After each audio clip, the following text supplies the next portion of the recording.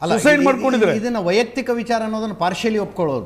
ಪ್ರಶಾಂತ್ ಒಂದು ಮಾತನ್ನು ಆರಂಭದಲ್ಲೇ ಹೇಳಿದ್ರು, ಅಧಿಕಾರ ದುರುಪಯೋಗ ಇದೆಯಾ ಅಂತ. 100 ಮೀಟು ಕ್ಯಾಂಪೇನ್ ಏನಾಯ್ತಲ್ಲ, ಅಂದರೆ ನೀನು ನನ್ನ ಜೊತೆಗೆ ರಾನ್ ಲ್ಯಾಂಗ್ವೇಜ್ನಲ್ಲಿ ಹೇಳ್ಬೇಕು, ನೀನು ನನ್ನ ಜೊತೆಗೆ ದೇಹ ಹಂಚಿಕೊಂಡ್ರೆ ನಾನು ನಿನಗೆ ಇಂತಿಂಥ ಕೆಲಸವನ್ನು ಮಾಡಿಕೊಡ್ತೀನಿ ಅಲ್ಲ, ಅದೊಂದು ರೀತಿ ಆಯ್ತು. ಅದಿದೆಯಲ್ಲ, ಅದು ಒಂದು ಅಧಿಕಾರ ದುರುಪಯೋಗ. ಒಂದು ವೇಳೆ ಅದಾದ್ರೆ ಅದು ರಾಜಕಾರಣಿಯದ್ದೇ ತಪ್ಪು, ಅಧಿಕಾರಿಗಳ ತಪ್ಪು, ರಾಜಕಾರಣಿದೇ ತಪ್ಪು. ಆದರೆ ಅವನನ್ನ ಮಣಿಸೋದಕ್ಕೆ ಇನ್ನೊಬ್ರು ಮಾಡೋವಂಥದ್ದು ಇದೆಯಲ್ಲ, ಅದಕ್ಕೇನು ಹೇಳ್ತೀರ? ಅದನ್ನ ಭಯೋತ್ಪಾದನೆಗಿಂತ ಅದು ಭಯೋತ್ಪಾದನೆಗಿಂತ ದೊಡ್ಡ ಅಪರಾಧ ಇದ್ರದ್ದು. ಅಂಥ ಪ್ರಕರಣಗಳು ರಾಜ್ಯದಲ್ಲಿ ಈಗಾಗಲೇ 4-5 ಪ್ರಕರಣಗಳು ನಡೆದಿರೋದ್ರಿಂದ ಇದರಿಂದ ಯಾರ್ಯಾರು ಇದ್ದಾರೆ ಅನ್ನತಕ್ಕಂಥದ್ದು ಗಂಭೀರವಾಗಿದೆ, ತನಿಖೆ ಆಗಲೇಬೇಕು. ಯಾವುದೇ ಪಾರ್ಟಿ ಇರಲಿ, ಕಾಂಗ್ರೆಸ್ ಇರಲಿ, ಬಿಜೆಪಿ ಇರಲಿ, JDS ಇರಲಿ, ಯಾವುದೇ ಒಂದು ಪೊಲಿಟಿಕಲ್. ಒಂದು ಮಾತನ್ನು ಅಶ್ವಥ್ ನಾರಾಯಣ ರಾವ್ ನಮ್ಮ ಸರ್ಕಾರ ಇದ್ದಾಗ ಸರಿಯಾಗಿ ತನಿಖೆ ಮಾಡಿಸ್ಬಿಟ್ಟಿದ್ರೆ ಈಗ ರಮೇಶ್ ಹೆಣ್ಮಗಳು ತಾಯಿ ಹೇಳಿದ್ಲು, ನನ್ನ ಮಗಳನ್ನ ಗೋವಾ ಕಳಿಸ್ಕೊಟ್ಟಿದ್ದೆ DK ಶಿವಕುಮಾರ್ ಅಂತ ಹೆಸರು ಹಿಡಿದು ಹೇಳಿದ್ರು. ಇವತ್ತು ನಿಮ್ಮಲ್ಲಿ CD ಇದೆ, ನಿಮ್ಮಲ್ಲಿ ಇದ್ರದ್ದು ಪ್ಲೇ ಮಾಡ್ಬೋದು ಬೇಕಾದ್ರೆ, ನಾನು ನಿಮ್ಮಲ್ಲೇ ಚರ್ಚೆ ಮಾಡಿದ್ದೀನಿ ಅನ್ನೋದನ್ನು. ಅವರಲ್ಲೂ ಸಂಜಯ್ ಭಾಯ್ ಜೋಶಿ ಕರಿಯರೇ ಮುಗಿದೋಯ್ತಲ್ರಿ. ಹೌದು. ನಿಮ್ಮಲ್ಲೂ ಇಂದೋರ್ ಕಾರ್ಯಕಾರಿಣಿಯಲ್ಲಿ ಸಂಜಯ್ ಭಾಯ್ ಜೋಶಿ ಅವ್ರದ್ದೊಂದು CD ಬಂದಿದ್ರಿಂದ ಅವ್ರ ಇಡೀ ಕರಿಯರೇ ಮುಗಿದೋಯ್ತಲ್ಲ. ಹೌದು, ರಾಜಕಾರಣದಲ್ಲಿ ಪಾರ್ಟಿಯಲ್ಲೂ ನಡೆದಿದೆ ಇದೆಲ್ಲ. ಹೇಳ್ತೀವಿ, ಯಾವುದೇ ಪ್ರಕರಣ ಯಾವುದೇ ಪಾರ್ಟಿಗೆ ಇದು ಶೋಭೆ ತರುವಂಥದ್ದಲ್ಲ. ನಾನು ಹೇಳ್ತಾ ಇರೋದು, ಈ ರವೀಂದ್ರ ರೇಷ್ಮರ್ ಉದಾಹರಣೆ ಕೊಟ್ಟ ಸಾಕಷ್ಟು ಉದಾಹರಣೆ ಕೇಳಿ. ಇವಾಗ ರಾಜರ ಕಾಲದಲ್ಲಿ ವಿಷಕನ್ಯರು ಅಂತ ಇದ್ರು ಅಂತ ನಾವು ಓದಿದ್ದೀವಿ ಅಷ್ಟೇ, ನಮಗೆ ಗೊತ್ತಿಲ್ಲ ವಿಷಕನ್ಯರು ಇದ್ರು ಇಲ್ವೋ ಅನ್ನೋದು. ಇನ್ನೊಬ್ಬ ರಾಜನ ಮಣಿಸೋದಕ್ಕೆ ಈ ರೀತಿ ಮಾಡ್ತಿದ್ರು ಅನ್ನತಕ್ಕಂಥದ್ದು. ಅದರಲ್ಲಿ ಅಧಿಕಾರವನ್ನು ದುರುಪಯೋಗ ಪಡಿಸ್ಕೊಂಡು ಮಾಡಿರ್ತಕ್ಕಂಥ ಪ್ರಕರಣ ಒಂದು ರೀತಿ ಆದರೆ, ಮತ್ತೊಬ್ಬನ ತನ್ನ ವೈರಿನ ಸೆಣಸೋದಕ್ಕೆ ಮಾಡುವಂಥದ್ದು ಇದೆಯಲ್ಲ, ಇದು ಮೋಸ್ಟ್ ಡೇಂಜರಸ್. ಇದ್ರ ಬಗ್ಗೆ ತನಿಖೆ ಆಗಬೇಕು ಮತ್ತು ಗಂಭೀರವಾಗಿ ವಿಚಾರ ತೆಗೆದುಕೋಬೇಕಿದೆ. ಸರ್, ಈಗ ಕರ್ನಾಟಕ ರಾಜ್ಯ ರಾಷ್ಟ್ರಮಟ್ಟದಲ್ಲಿ ಹಲವಾರು ಪ್ರಗತಿಪರ ವಿಷಯದಲ್ಲಿ ಹೆಸರನ್ನು ಮಾಡಿತ್ತು. ಬಹುಶಃ ಇದು ಮೊದಲನೇ ಬಾರಿ ಅಂತ ಕಾಣುತ್ತೆ.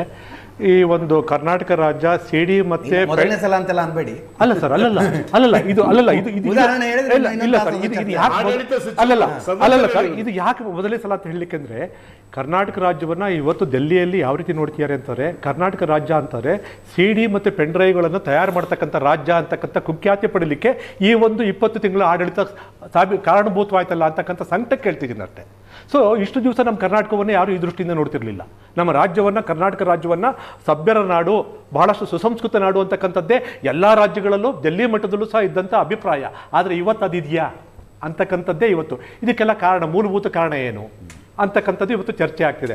ಆಡಳಿತ ಪಕ್ಷದ ಹಿರಿಯ ಸದಸ್ಯರು ಮತ್ತು ಸಚಿವರು ಆಗಿರ್ತಕ್ಕಂಥವ್ರು ಇವತ್ತು ಸದನದಲ್ಲಿ ದಾಖಲೆ ಆಗ್ತಕ್ಕಂತಹ ಮಾತುಗಳನ್ನು ಆಡಿದ್ದಾರೆ ಅಂತಂದರೆ, ಇವತ್ತೊಂದು ದಿವಸ ಇವರು ಬೇರೆ ಸಾಮಾನ್ಯ ಜನಕ್ಕೆ ಆದಂಥ ಸಂದರ್ಭಗಳಲ್ಲಿ ಏನೇನಾಗಬಹುದು ಇವತ್ತು ನಮಗೆ ಗೊತ್ತೇ ಇದೆ. ಹಲವಾರು ವಿಷಯಗಳು, ಉದಾಹರಣೆಗಳನ್ನು ತಾವು ಸಹ ಬಿತ್ತರ ಮಾಡಿದ್ದೀರಿ. ಯಾವುದೋ ಒಂದು ಹಣಕ್ಕೋಸ್ಕರನೋ ಮತ್ತು ಅಧಿಕಾರಕ್ಕೋಸ್ಕರನೋ ಮತ್ತೊಂದು ಕಾರಣಕ್ಕೋಸ್ಕರನೋ ಈ ಹನಿ ಟ್ರಾಪ್ಗಳು ಆಗಿರ್ತಕ್ಕಂಥದ್ದು ತಕ್ಷಣವೇ ಕಾನೂನು ಕ್ರಮ ಆಗಿರ್ತಕ್ಕಂಥದ್ದು ನಾವು ನೋಡಿದ್ದೀವಿ. ಆದರೆ ಈ ವಿಷಯದಲ್ಲಿ 6 ತಿಂಗಳಿಂದಲೂ ಸಹ ಹನಿ ಟ್ರಾಪ್ ಆಗ್ತಾ ಇದೆ, ಹನಿ ಟ್ರಾಪ್ಗೆ ಪ್ರಯತ್ನ ಪಡ್ತೀವಿ ಅಂತಕ್ಕಂಥ ವಿಷಯ ಇದೆಯಲ್ಲ, ನನ್ನ ವಿಧಾನಸೌಧದ ಮೊಗಸಾಲೆಯಲ್ಲಿ ಕೇಳಿ ಬರ್ತಿರ್ತಕ್ಕಂಥ ಅದರಲ್ಲೂ ಈ ವಾರದಲ್ಲಂತೂ ಅತಿ ಹೆಚ್ಚಿಗೆ ಕೇಳಿಬಂತು. ಇವತ್ತೇನಾಗಿದೆ, ನಾನು ಒಂದು ಮಾತನ್ನು, ನನ್ನ ಅಜ್ಜಿ ಹೇಳ್ತಕ್ಕಂಥ ಮಾತನ್ನು ನಾನು ಇವತ್ತು ಜ್ಞಾಪಿಸ್ಕೊಳ್ಳಿಕ್ಕೆ ಇಷ್ಟಪಡ್ತೀನಿ. ಕಂಡೋರ್ ಮನೆಗೆ ಬೆಂಕಿ ಹಚ್ಚಿ ನಾನು ಚಳಿ ಕಾಯಿಸ್ಕೊಳ್ಳಿಕ್ಕೆ ಹೋದರೆ ಭಗವಂತ ನಿನ್ನ ಮನೆಗೆ ಬೆಂಕಿ ಹಚ್ಚಿ ಅಡುಗೆ ಮಾಡ್ಕೋತಾನೆ ಅಥವಾ ನೀರು ಕಾಯಿಸ್ಕೋತಾನೆ ಅಂತಕ್ಕಂಥ ಮಾತನ್ನು ನನ್ನ ಅಜ್ಜಿ ನನಗೆ ಹೇಳ್ತಾ ಇದ್ರು. ಇವತ್ತು ಸಾಬೀತಾಗ್ತಾ ಇದೆ, ಇವತ್ತು ಸತ್ಯ ಸಾಬೀತಾಗ್ತಿದೆ. ಕಂಡೋರ್ ಮನೆಗೆ ಬೆಂಕಿ ಹಚ್ಚೋದು ಬಹಳಷ್ಟು ಸುಲಭ. ಸರ್, ನನಗೆ ಅದೇ ಈಗ ಮಾಡಿದವರೇ ಅನುಭವಿಸ್ತಿದ್ದಾರೆ ಇದನ್ನು. ಯಾರು ಅದು ರಾಜಣ್ಣವ್ರು ಬಾಯ್ ಬಿಡ್ಬೇಕು ಇವಾಗ ಅದನ್ನ ತನಿಖೆ ಆಗ್ಬೇಕು ಸರ್.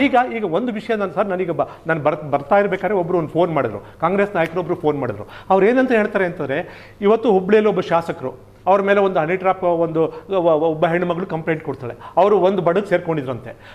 ಯಾವಾಗ ಕಂಪ್ಲೇಂಟ್ ಆ ಹೆಣ್ಣುಮಗಳು ಕೊಡ್ತಿದ್ದಂಗೆ ಮತ್ತೊಂದು ಬಡಗ್ ಸೇರ್ಕೊಂಡ್ಬಿಟ್ರು. ಅವ್ರು ಹೇಳಿದಂಥ ಮಾತು. ಮತ್ತು ಅವ್ರು ಮುಂದುವರೆದು ಹೇಳ್ತಾರೆ, ಯಾರ್ಯಾರೋ ಈ ಒಂದು CD ಮತ್ತು ಪೆನ್ ಡ್ರೈವ್ಗಳ ವಿಷಯದಲ್ಲಿ ಹಿಂದೆ ಕೆಲಸ ಮಾಡಿದ್ರಲ್ಲ, ಸನ್ಮಾನ್ಯ ರಮೇಶ್ ಜಾರಕಿಹೊಳಿ ಅವರು ಇರ್ಬೋದು, ಮತ್ತೊಬ್ಬರು, ಅವರು ಇವತ್ತು ಸಹ ನೀವು TVಗಳು ತೆಗೆದು ನೋಡಿ ಯಾವ್ಯಾವ ಬಣ್ಣದ ಕೋಟುಗಳನ್ನ ಹಾಕ್ಕೊಂಡು ಕೆಲಸ ಮಾಡ್ತಿದ್ರು. ಅವರ ಅಪ್ಪ ಮಕ್ಕಳು ಇವತ್ತು ರಾಜ್ಯದ ರಾಜಕೀಯ ಸ್ಥಾನಮಾನವನ್ನು ಗಳಿಸಿದ್ದಾರೆ ಅಂತಕ್ಕಂಥ ಮಾತನ್ನು ಹೇಳಿದ್ರು. ಇವತ್ತು ಯಾರ್ಯಾರು ಈ ವಿಷಯಕ್ಕೆ ಹಗಲು ರಾತ್ರಿ ಕೆಲಸ ಮಾಡಿದ್ರು ಪೆನ್ ಡ್ರೈವ್ಗಳನ್ನು ಹಂಚ್ಲಿಕ್ಕೋಸ್ಕರ, ಅವ್ರು ಕೆಲಸ ಮಾಡಿದಂಥವ್ರಿಗೆ ಇವತ್ತು ಸರ್ಕಾರದಲ್ಲಿ ಉನ್ನತವಾದ ರಾಜಕೀಯ ಸ್ಥಾನಮಾನ ಸಿಕ್ಕಿದೆಯಂತೆ. ಯಾರು ಅಂತ ಹೇಳ್ತಿದ್ದಿಲ್ಲ, ಇದು ತನಿಖೆಯಿಂದನೇ ಬರಬೇಕು. ತನಿಖೆಯನ್ನ ಇವತ್ತೊಂದು ದಿವಸ JDS ಪಕ್ಷದ ಪರ್ಸನಲ್ ಸಂಕಟನೂ ಇದೆ ಇದರಲ್ಲಿ, ಇಲ್ಲ ಅಂತಲ್ಲ. KN ರಾಜಣ್ಣ ಅವರು ಅದನ್ನ ಆ ವಿಷಯ ಅವರೇ ಬಾಯ್ಬಿಟ್ಟು ಹೇಳಿದ್ದಾರೆ ಸರ್. ಇವತ್ತು KN ರಾಜಣ್ಣ ಅವರು 2 ಸತ್ಯಗಳನ್ನು ಬಾಯ್ಬಿಟ್ಟಿದ್ದಾರೆ. ರಮೇಶ್ ಜಾರಕಿಹೊಳಿ ಅವರ ಕುಟುಂಬವನ್ನು ನಾಶ ಮಾಡಲಿಕ್ಕೆ ಮತ್ತೆ ಶ್ರೀಯುತ ಎಚ್ ಡಿ ರೇವಣ್ಣವರ ಕುಟುಂಬವನ್ನು ನಾಶ ಮಾಡಲಿಕ್ಕೋಸ್ಕರ ಮಾಡಿದಂಥ ವ್ಯವಸ್ಥೆ ಅನಾವಶ್ಯಕವಾದಂಥ ವಿಷಯ ಮಾಡಿದ್ರು ಅಂತ ಅಂದರೆ ಅಲ್ಲಿಗೆ ಅವ್ರಿಗೆ ಸತ್ಯ ಗೊತ್ತಿದೆ. ಶ್ರೀಯುತ ಪ್ರಜ್ವಲ್ ರೇವಣ್ಣವ್ರದ್ದು ಮತ್ತೊಬ್ಬರದ್ದು ಮಾಡಬೇಕಾದ್ರೆ ದುರುದ್ದೇಶ ಇಟ್ಕೊಂಡೇ ಮಾಡಿದ್ರು. ಶ್ರೀಯುತ ರಮೇಶ್ ಜಾರಕಿಹೊಳಿ ವಿಷಯದಲ್ಲಿ ಮಾಡಿದಂಥದ್ದು ದುರುದ್ದೇಶ ಇಟ್ಕೊಂಡೇ ಮಾಡಿದ್ರು. ಅದನ್ನೇ ಇವತ್ತೊಂದು ದಿವಸ ಬೇರೆ ಬೇರೆ ವಿಷಯದಲ್ಲಿ ಮಾಡ್ತಿದ್ದಾರೆ. ಅದಷ್ಟೇ ಅಲ್ದೇನೆ ಅದಕ್ಕೋಸ್ಕರ ಕೆಲಸ ಮಾಡಿದವರಿಗೆ ಇವತ್ತು ಕರ್ನಾಟಕ ರಾಜ್ಯದಲ್ಲಿ ಉನ್ನತ ರಾಜಕೀಯ ಸ್ಥಾನ ಸಿಕ್ಕಿದೆ ಅಂತಕ್ಕಂಥದ್ದು ಎಷ್ಟು ಗಂಭೀರವಾದ ಪ್ರೈಮಾ ಫೇಸರ್ ಪ್ರಜ್ವಲ್ ರೇವಣ್ಣದು ಹನಿ ಟ್ರ್ಯಾಪ್ ಅಲ್ಲ ಅದು. ಸರ್ ನನಗೆ ಗೊತ್ತಿದ್ದಿಲ್ಲ. Self trap. ನನಗೆ ಗೊತ್ತಿದ್ದಿಲ್ಲ.